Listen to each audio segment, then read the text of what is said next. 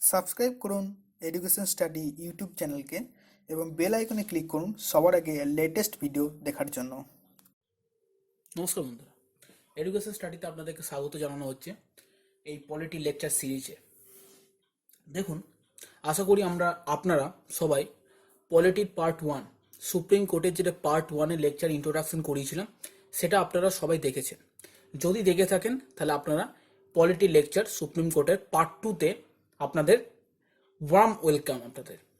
ঠিক আছে, তো আপনারা গভর্নমেন্ট জব অ্যাসপিরেন্ট, পিএসসি বা ডব্লিউবিসিএস, আপনাদের জন্য সুপ্রিম কোর্ট খুবই ইম্পর্টেন্ট। সেটা আমি পার্ট 1-এ ডিসকাশন করেছি এবং আশা করি পার্ট 1-এ আমি যা ডিসকাশন করেছি সেটা আপনারা 100% ক্লিয়ারলি বুঝে গেছেন। আজকে আমরা পার্ট 2-তে দেখব যে আদার্স যে সমস্ত পার্ট পড়ে আছে সেগুলোকে ইন ডিটেলসে কভার করব, একদম কম্প্রিহেন্সিভ ওয়েতে আমরা কভার করব। আপনাদের কোনো রকম অসুবিধা হবে না, কোনো বুকস ফলো করার দরকার নেই, শুধু এই লেকচার বারবার দেখুন, ডাউনলোড করুন এবং দেখুন, যাতে করে আপনারা বারবার দেখে আপনাদের মুখস্থ হয়ে যায়। একবার আপনারা এই লেকচার দেখলে আপনাদের মুখস্থ হয়ে যাবে। ঠিক আছে, আর যদি কোনো কনফিউশন থাকে কমেন্ট সেকশনে গিয়ে কমেন্ট করুন এবং জিজ্ঞাসা করুন।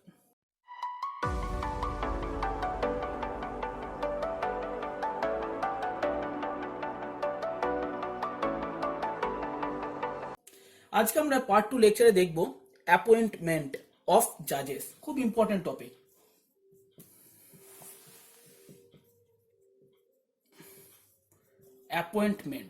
অ্যাপয়েন্টমেন্টস বলতে আপনারা সবাই জানেন যে নিয়োগ, সুপ্রিম কোর্টের জাজদের নিয়োগ কিভাবে হয়। এটা অনেকের মনে অনেক কনফিউশন থাকে, তো আজকে একদম কনফিউশন আপনারা 100% ক্লিয়ার হয়ে যাবে যে সুপ্রিম কোর্টের জাজদের নিয়োগ কিভাবে হয়, অ্যাপয়েন্টমেন্ট কিভাবে হয়। প্রথম পয়েন্ট আপনাদের জানা দরকার, প্রথম পয়েন্ট যেটা আপনারা লিখবেন, দ্য জাজেস of the supreme court are appointed by the president. মানে হচ্ছে সুপ্রিম কোর্টের যে সমস্ত জাজগুলো আছে না, দ্য জাজেস অফ সুপ্রিম কোর্ট, আমি সংক্ষেপে লিখলাম, দ্য জাজেস of supreme court are appointed by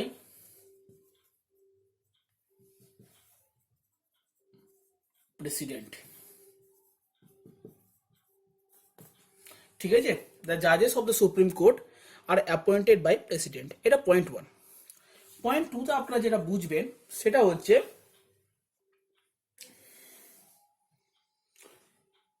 দেখুন সুপ্রিম কোর্টের জাজের মধ্যে সেকশন আছে কি, দেখুন একজন যিনি হেড জাজ তাকে কি বলা হয়, CJI, chief justice of India, chief justice of India.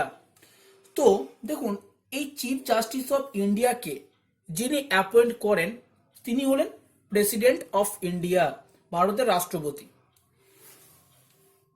ওই সময় যখন সিজিআই কে রিক্রুটমেন্ট, সিজিআই এর অ্যাপয়েন্টমেন্ট চলছে, প্রেসিডেন্ট নিয়োগ করছেন, তখন যদি প্রেসিডেন্ট চান তো সুপ্রিম কোর্টে আদার জাজদের সঙ্গে ডিসকাশন করতে পারেন, সুপ্রিম কোর্টে আদার জাজদের সঙ্গে বা হাইকোর্টে জাজদের সঙ্গে ডিসকাশন করতে পারেন যদি প্রেসিডেন্ট নেসেসারি মনে করেন।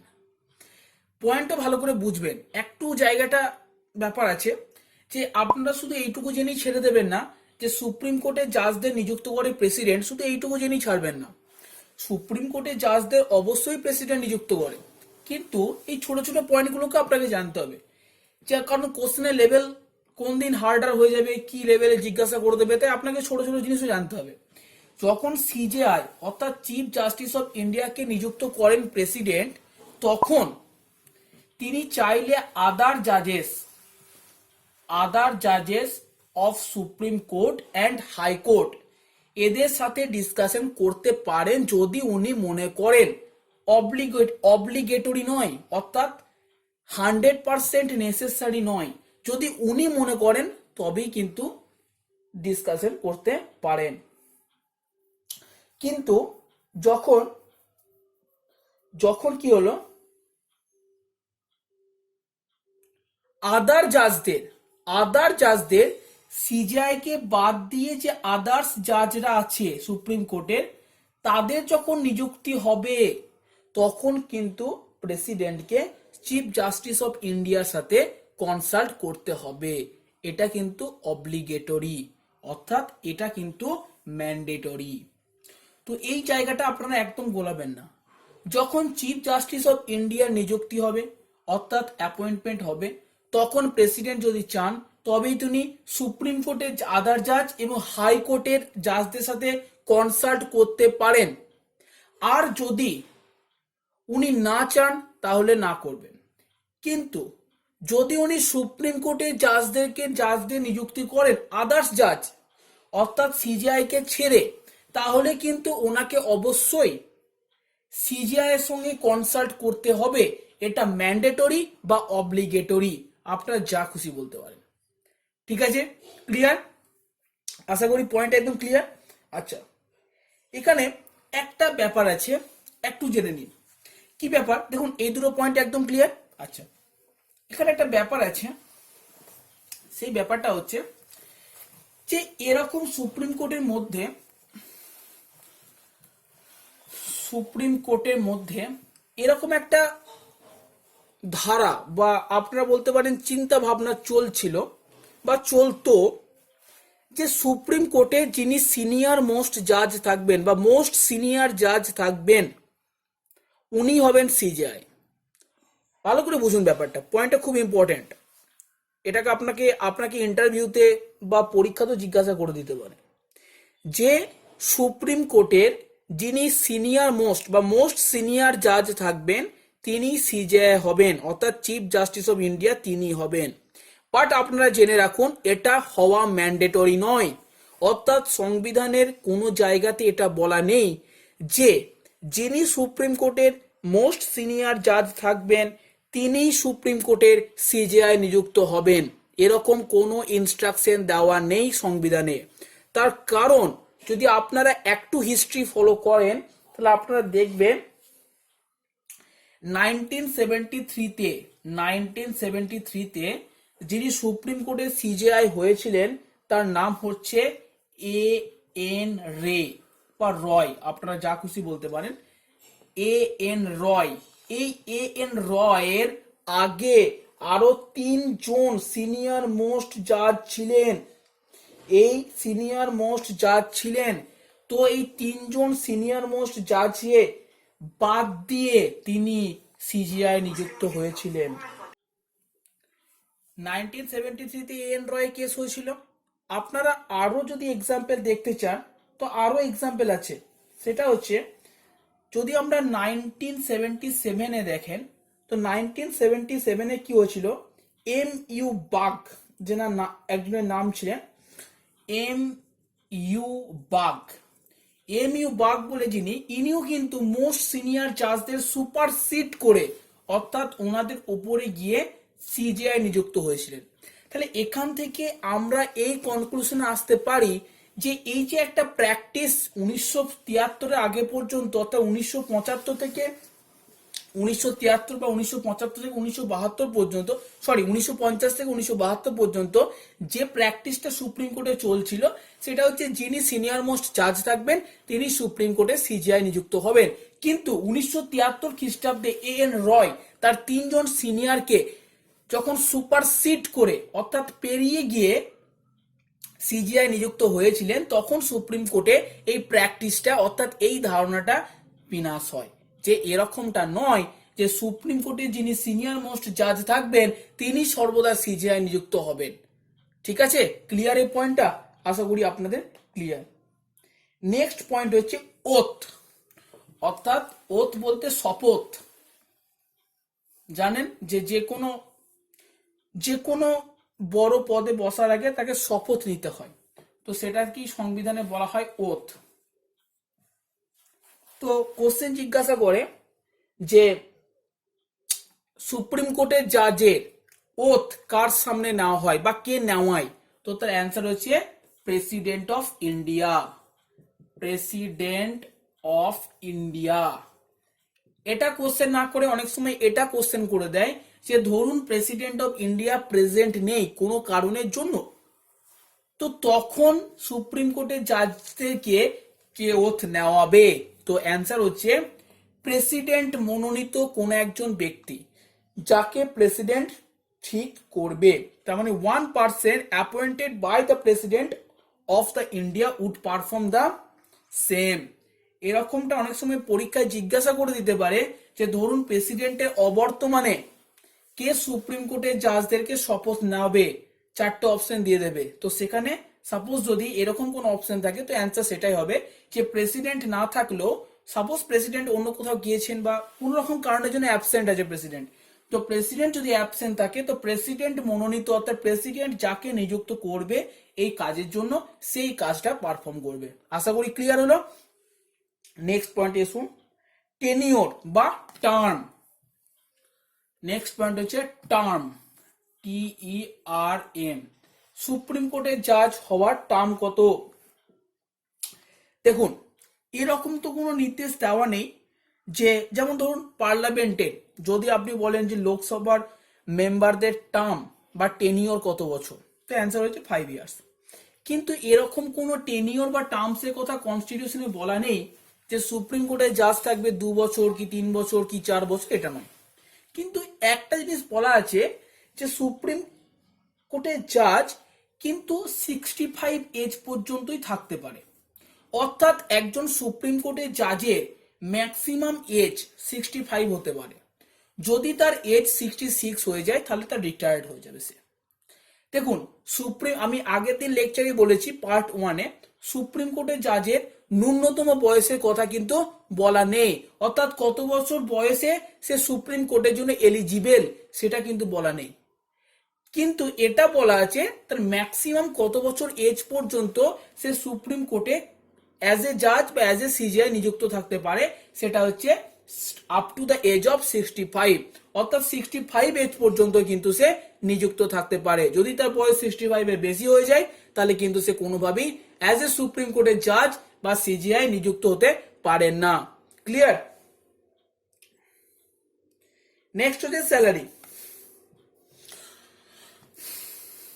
নেক্সট হচ্ছে স্যালারি। দেখুন সুপ্রিম কোর্টের জাজের যেটা স্যালারি সেটা হচ্ছে, প্রথমে এই কোশ্চেনটা জেনে নিই যে সুপ্রিম কোর্টের জাজের স্যালারি কে ডিটারমাইন করে, who determines the salary of supreme court জাজ? তো স্যালারি যিনি ডিটারমাইন করেন সে হচ্ছে পার্লামেন্ট অফ ইন্ডিয়া। অনেক সময় কোশ্চেন এমন দিয়ে দেয় আর আপনারা কনফিউজ হয়ে অনেক সময় টিক মেরে দেন প্রেসিডেন্ট, বাট প্রেসিডেন্ট না। সুপ্রিম কোর্টের জাজদের স্যালারি কে ঠিক করেন সেটা হচ্ছে স্যালারি, লিভস, কতটা ছুটি পাবে, কি কি ফ্যাসিলিটিস পাবে, everything is determined by the parliament of India. বর্তমানে যেটা সুপ্রিম কোর্টের জাজদের স্যালারি সেটা হচ্ছে সিজিআই স্যালারি পায়, আপনারা জানেন হয়তো 1 লাখ, আর আদার্স যে জাজ আছে তারা স্যালারি পায় 90,000। এটা হচ্ছে স্যালারি, ঠিক আছে। নেক্সট হচ্ছে রেজিগনেশন। নেক্সট হচ্ছে রেজিগনেশন। নেক্সট পয়েন্ট হচ্ছে রেজিগনেশন। দেখুন রেজিগনেশন মানে হচ্ছে, জানেন আপনারা যে বাংলায় কি বলে, বাংলা হচ্ছে আপনি চাকরি করতে চাইছেন না, অর্থাৎ আপনি চাকরি থেকে অব্যাহতি নিতে চাইছেন, তো আপনি তো রেজিগনেশন লেটার আপনাকে দিতে হবে। রেজিগনেশন মানে সবাই জানেন। তো আপনি কাকে রেজিগনেশন দেবেন? তো অ্যান্সার হচ্ছে to the president of India. President of ইন্ডিয়াকে আপনি রেজিগনেশন দেবেন, ভারতের রাষ্ট্রপতিকে আপনাকে রেজিগনেশন দিতে হবে, তবেই আপনি সেই পোস্ট থেকে সরতে পারবেন। এবার হচ্ছে দ্য মোস্ট ইম্পর্টেন্ট পার্ট, সেটা হচ্ছে impeachment or removal. Impeachment or removal, most important part.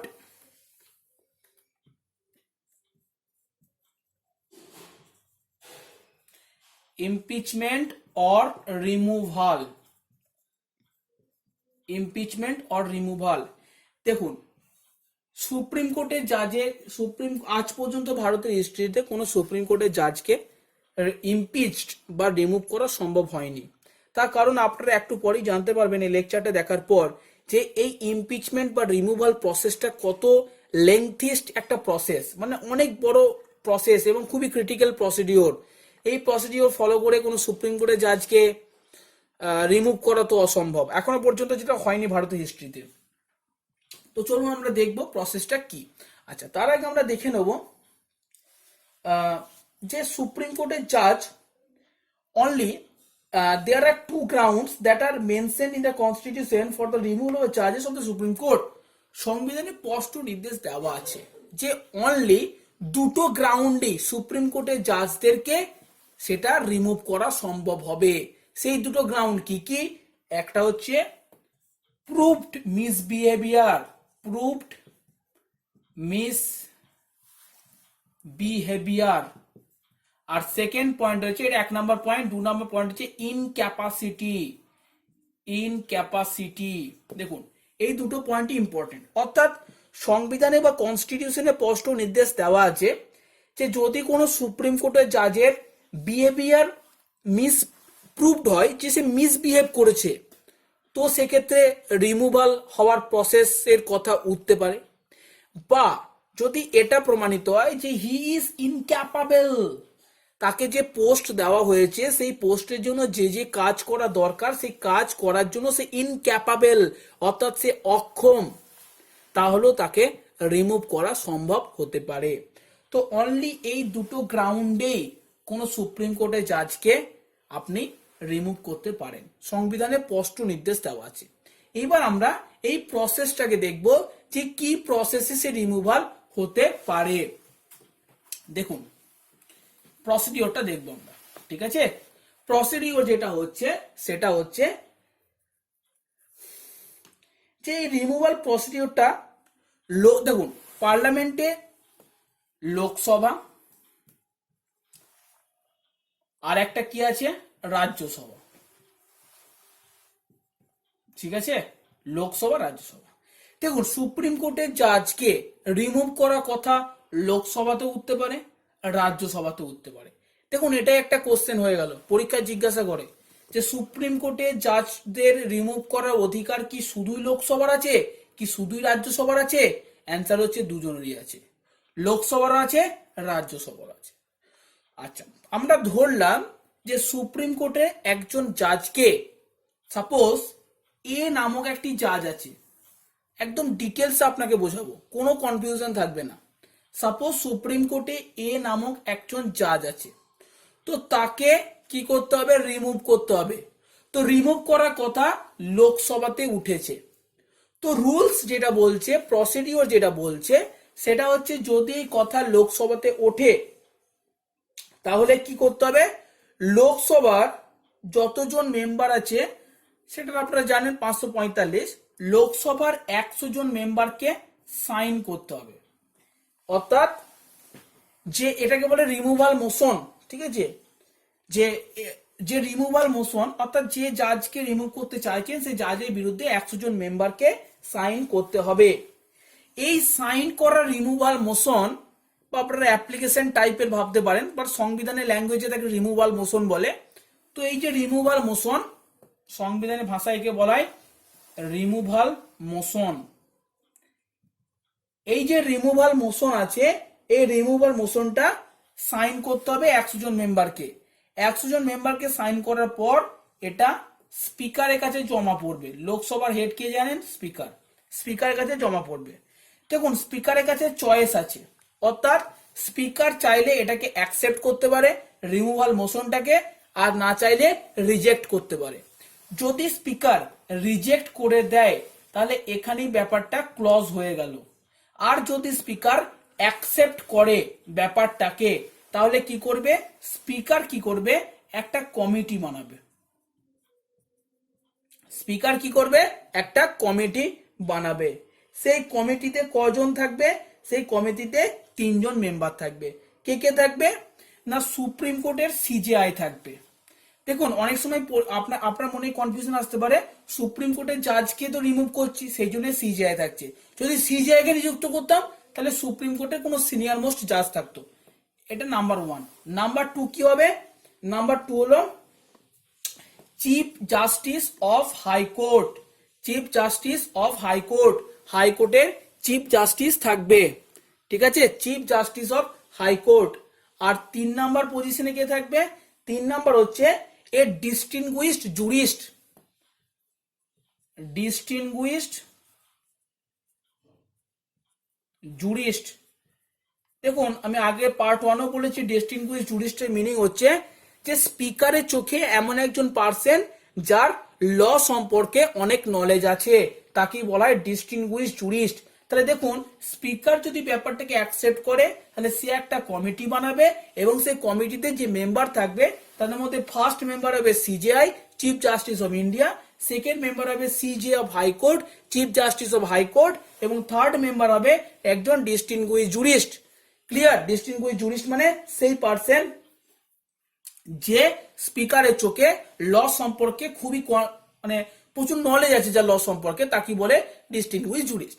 এখন এই যে কমিটি ফর্ম হলো, এই কমিটি যে জাজের বিরুদ্ধে রিমুভাল মোশন আনা হয়েছিল সেই জাজের বিরুদ্ধে সমস্ত দোষ গুণ বিচার করবে এবং বিচার করে কি হবে, লোকসভার স্পিকারকে রিপোর্ট সাবমিট করবে।